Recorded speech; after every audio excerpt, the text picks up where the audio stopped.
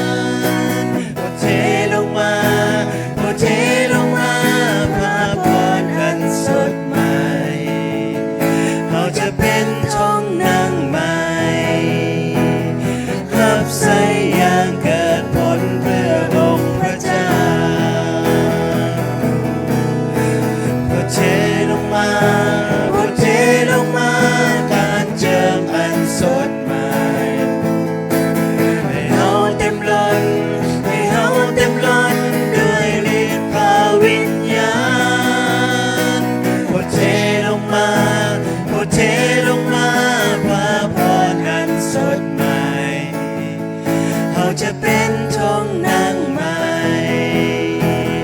หับใส่อย่างเกิดผลเพื่อองค์พระเจ้าเขาจะเป็นทงนางใหม่หับใส่อย่างเกิดผลเพื่อองค์พระเจ้าอาเมนพระเจ้าผู้ลูกเข้ามาที่นี่เพื่ออยากยอสรรเสริญพระองค์ผู้ลูกเข้ามาที่นี่เพื่ออยากบอกว่าพระองค์นั้นทรงเป็นพระเจ้าของผู้ลูกพระเจ้าครับ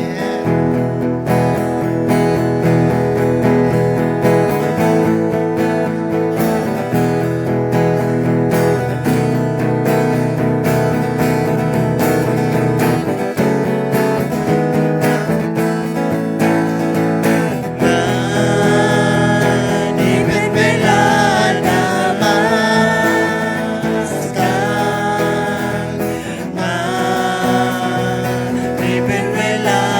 จะว่า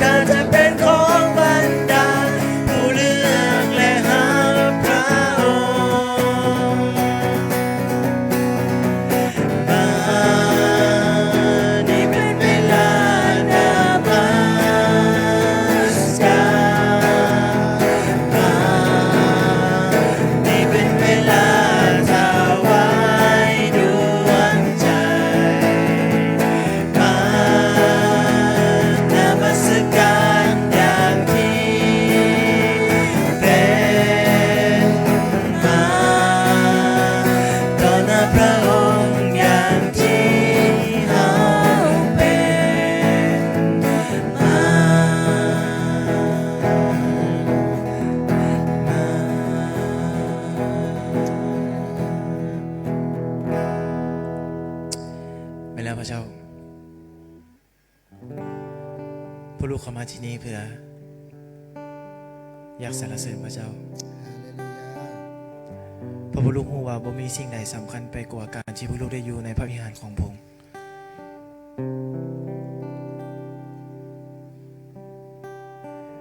1 มื้อในพระวิหารก็ดีกว่า1,000 วันในที่ใดพระเจ้าพวกลูกรู้สึกอบอุ่นและมีความสุขมาพวกลูกอยู่ในพระวิหารของพระองค์นี่คือความปรารถนาของพวกลูกพระเจ้า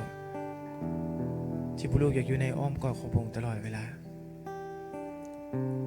นี่คือความปรารถนาของพวกลูกคือพวกลูกอยากมอบหมดทั้งชีวิตหมดทั้งหัวใจของพวกลูกนั้นให้กับพระองค์พระเจ้าครับพวกลูกรู้ว่าเมื่อพวกลูกอยู่ในพระองค์แล้วนะพวกลูกรู้สึกปลอดภัยพระเจ้า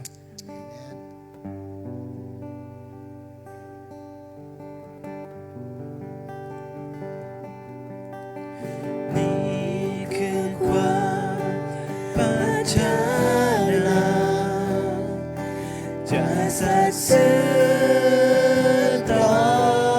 พระองค์พระเจ้าข้าขอสรรเสริญด้วยสิ้นสุดใจ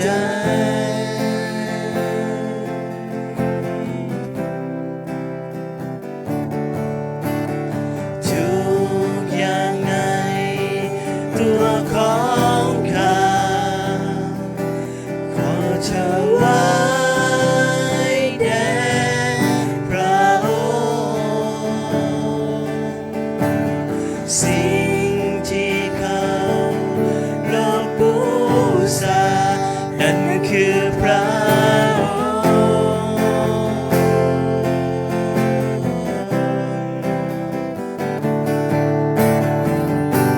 พระเจ้าข้าขอมอบจิตใจไว้จิตวิญญาณจะอยู่เพื่อพระองค์ผู้เดียวทุกลมหายใจที่ข้ามีทุกก้าวที่ดำเนินไปขอดำเนินในทางพระองค์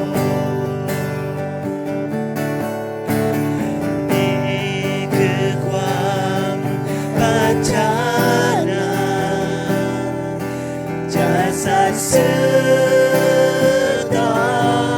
พระองค์พระ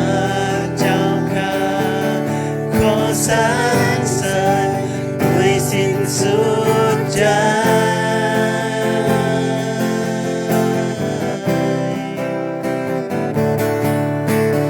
ทุกอย่างในตัวของข้าขอถวายแด่พระองค์สิ่งที่เขาลบบูชานั่นคือพระ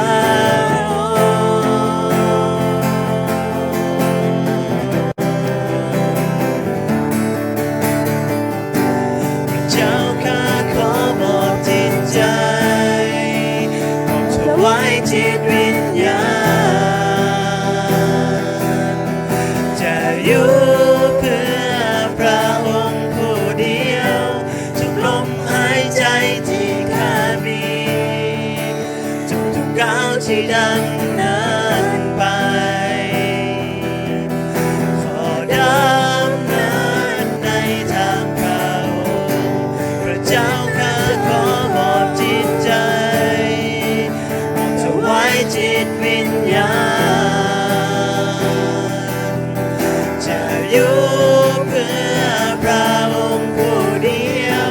ทุกลมหายใจที่ข้ามีทุกก้าวที่ดำเนินไปขอดำเนินในทางพระองค์เดินในทางพระ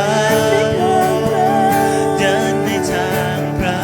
องค์เดินในทางพระองค์เดินในทางพระ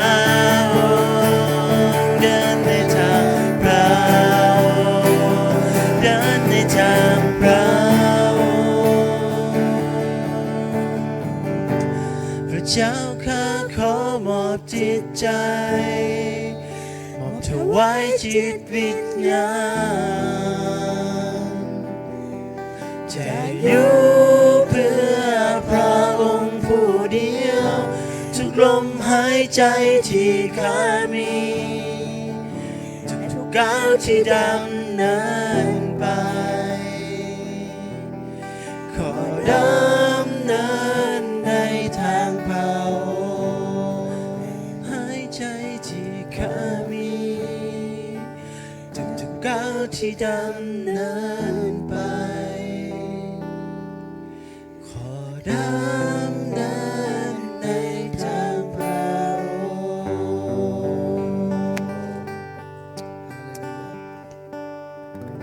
เวลาพระเจ้าหมดทางชีวิตของลูกมอบให้กับพระองค์เพียงผู้เดียว พระเจ้าขอบทเพลงที่พระลูกห้องไปนั้นเป็นที่ถวายเกียรติแด่พระองค์ด้วยในพระนามพระเยซูคริสต์เจ้า